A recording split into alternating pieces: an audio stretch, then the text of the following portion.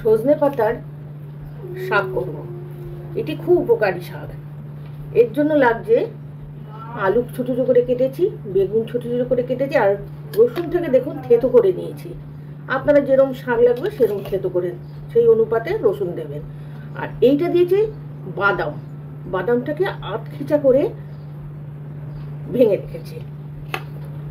তাহলে চলুন দেখে নিই সজনে শাক রান্না। গরম হয়ে গেছে, এবার এতে ফোড়ন দিচ্ছি কালো জিরে আর শুকনো লঙ্কা। এবার একে একে সব ছাড়বো। রসুন দিলাম, রসুনটাকে একটু ভেজে নিলাম, এরপরে আলু দিলাম, তারপরে বেগুন দিলাম, আর বাদামটা নামানোর আগে দেবো। তাহলে আমরা ভেজে নিই এবার এটাকে।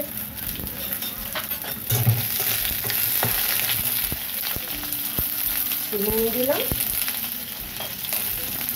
আর একটু হলুদ দিয়ে এটাকে ভেজে নেব।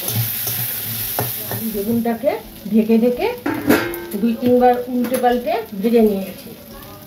আমাদের ভাজা দেখুন হয়ে গেছে, আলু সিদ্ধ হয়ে গেছে।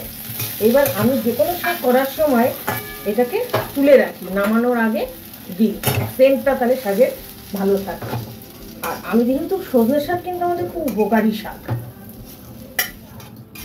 এটা আমাদের হাই প্রেশার সুগার সব নিয়ন্ত্রণে থাকে।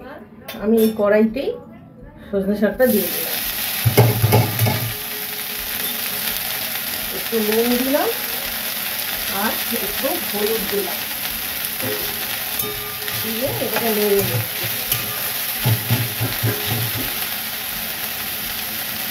ঢেকে দিচ্ছি। শাকটা আমার ঢাকনাটা খুলে দেখলাম কমে গেছে, ঠিক আছে, একটুখানি হয়ে গেছে। এতে আমি এবার একটুখানি জল দেব সিদ্ধ করার জন্য। এটা ঢাকনাটা দিয়ে দিচ্ছি সিদ্ধ হওয়ার জন্য। ঢাকনা দিয়ে জলটা দিয়ে দেখুন কাদা কাদা হয়ে গেছে, শাকটা কম আছে সিদ্ধ করে নিয়েছি।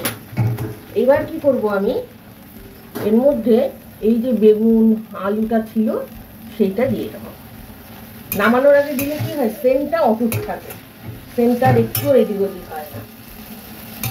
এবার এটাকে একটু ভাজা ভাজা করবো। জলটার সাথে আলুটা একটু সিদ্ধ হয়ে যাবে, গা মাখা মাখা একদম শাকটা হয়ে যাবে, টেস্টটাও বাড়বে। এবার আমি এর সাথে এই বাদামের গুঁড়োটা, আধা ভাঙা বাদাম গুঁড়োটাও দিয়ে দিলাম। এবার এটাকে ভেজে নেব। দেখুন আমার সজনে শাক রান্না কমপ্লিট।